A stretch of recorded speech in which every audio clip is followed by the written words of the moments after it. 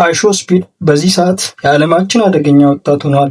እናንተ የምታውቁት ስፒድ እንደ ውሻ እየጨወ ከተማውን የሚረብሽ ሲያሻው ደግሞ በ20 ዓመቱ ሴቶችን የሚቀያየር ከመሬት እየተነሳ የሚፈርጥ እብድ ወጣት ነው። አንዳንዴ ደግሞ በጣም አጸያፊ የሆኑ ነገሮችን እያደረገ የሚታይ ደግሞ ማንነቱን እንኳን ላለመቀበል የሚፈልግ የተወዛገበ በሁለት መንታ መንገድ ላይ የቆመ የዓለማችን ቁጥር 1 ስትሪመር ነው።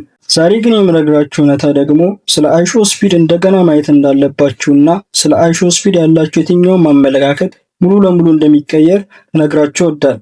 አይሾ ስፒድ በዚህ ሰዓት የዓለማችን አደገኛ ወጣት ሆኗል። እንዳሰባችሁት አይደለም። እድሜ ዘመናቸውን አፍሪካን በተለያዩ ፕሮፓጋንዳዎች አስረው የዓለም ሕዝብ አፍሪካን ሲያስብ ጨለማን፣ ረሃብን፣ ችግርን፣ ቸነፈርን፣ ውርደትን ብሎም ደግሞ ሰው መስሎ አለመታየትን የትኛውም አፍሪካዊ ከሰው በታች ሆኖ እንዲታይ ከዝንጀሮ አንሶ እንዲታይ አፍሪካዊ ማለት ለነሱ እንደ አይጥ ቤተ ሙከራ ቆሻሻቸውን ማራገፊያ አድርገው ለብዙ ዘመናት ለምለሚቷን አፍሪካ የብሮ ጭንቅላት መፍለቂያ የሆነችውን አፍሪካ እንደታሰረች ላም ምንም እንዳታወራ አስሯት ለዘመናት እያለባት ሲያበጣብጡን በየቦታው የጦርነት አጀንዳ ሲሰጡን ጦርነት እየጫሩ በጎን መሳሪያ ሲሸጡልን ተዝቆ የማያልቀውን ሀብታችንን ሲሰርቁብን ማንነታችንን እንድንጠላ ሲያደርጉን ከኛ ዘርፎ ወደ ገነቡት ከተማቸው እንድንመጣ ሲያጓጉን ያለንን እንዳናቅ አውሮፓውያንና አሜሪካውያን የሰሩብን ብዛቱ ተቆጥሮ ያልቅ። እነሱ ለዘመናት የገነቡትን ተቆጥሮ የማያልቅ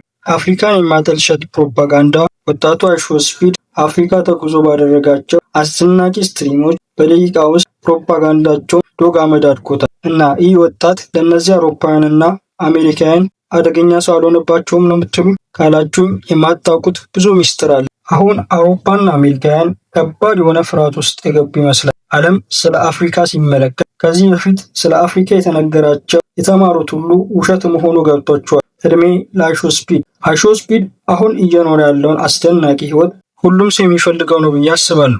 እያንዳንዱ የሚያሳልፋቸው ጊዜያት በጣም አስደሳችና ፈገግታን የሚጭሩ ናቸው። እኔ የሚገርመኝ አዳዲስ ነገሮችን ለመሞከር ያለው ፍላጎት፣ በራስ መተማመኑ፣ ድፍረቱና ተስፋ ለመቁረጡ ለብዙ ወጣቶች ምሳሌ ሊሆን ይችላል። በልጅነቱ እናቱ ባትረዳውም የራሷ በሆነ ምክንያት በልጅነቱ ከቤት ብታባረውም እሱ ግን ተስፋ አልቆረጥም ነበር። ለብዙ ጊዜ የዩቲዩብ ቪዲዮ ባይታይለትም ለብዙ ዓመታት ዩቲዩብን ትቶ ለመሄድ ወስኖ ቢሆንም ነገር ግን ተስፋ ሳይቆርጥ አሁን ለደረሰበት እንዲደርስ ረድቶታል። ሰው ሁሉ የራሱ የሆነ ድክመቶች አሉት። አይሾ ስፒድ የራሱ የሆኑ ብዙ ድክመቶች ነበሩት፣ አሁንም አሉት። የሰው ባህሪ ነውና እውቅናው የጨመረ ከፍታ ላይ ስለወጣ ከዚህ በፊት ታዋቂዎች ላይ የተደረጉ አጸያፊ ነገሮች እንዳይከሰቱበት የልብ ምኞታችን ነው። ይህ ወጣት ፈጽሞ የተቸገሩትን፣ የታረዙትን፣ የተራቡትን፣ የሚያለብሱትን ሰዎች በጭራሽ ሳይረዳቸው አልፎ ያቅም ያለፈበትን የማይረሳ ጀግና ወጣት ነው። ገና ልጅ በመሆኑ በስትሪሞቹ ላይ አንዳንድ ተገቢ ያልሆኑ ነገሮችን ቢያደርግም ግን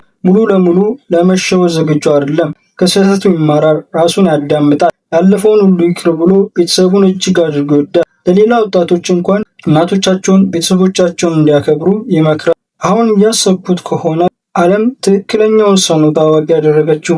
ወደ አፍሪካ ስንመለስ በሄደበት የአፍሪካ ሀገራት ሁሉ አፍሪካን አድምቆ ያሳይ ነበር። የአፍሪካን ሰላም መሆን እንደገና ረብተኛ ሳንሆን አስገራሚ ምግቦች እንዳሉን እያጣጣመ ለዓለም አሳይቷል። የተበረዘው የአውሮፓውያን ባህል ምን ያህል ዋጋ እንደሌለው የተለያዩ የአፍሪካ አስደናቂ ባህሎችን በማሳየት አፋቸውን አዘግቷል። በሄደበት አፍሪካ ሀገራት ሁሉ አንድ አይነት ፍቅር ሲሰጠው አባቶች ሲባርኩት አፍሪካ መተኪያ የለሽ ቤት ሆና እንድትሰማው ሆኗል። አንዳንዶቻችሁ እና ይህ ምን ያስደንቃል?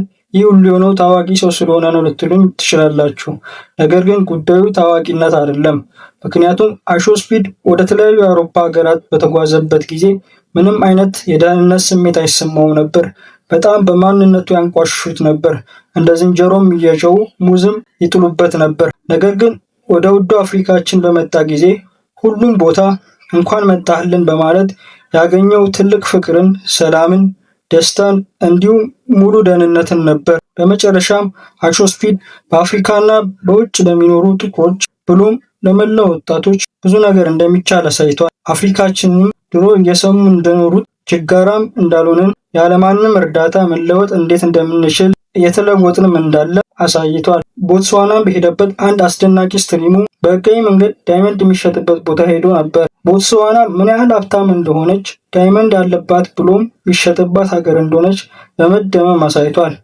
ነገር ግን ይህን ዳይመንድ ለሁለት ድርጅቶች ብቻ ለእንግሊዝ ሀገር እንደምትሰጥና ሰዎቿም ግን ለራሳቸው ምንም እንደማይጠቀሙ በማሳየት አዲሱን የቀኝ ግዛት ስትራቴጂያቸውን ይፋ አድርጓል። የአይሾስፒድ አፍሪካ መምጣት በጣም ዘርፈ ብዙ ጥቅሞች እንዳሉት እናውቃለን። አንድ የመጨረሻ ነገር መናገር የምፈልገው እኛ አፍሪካውያን ራሳችንን ለመለወጥ የማንንም ነጭ እርዳታ አንፈልግም።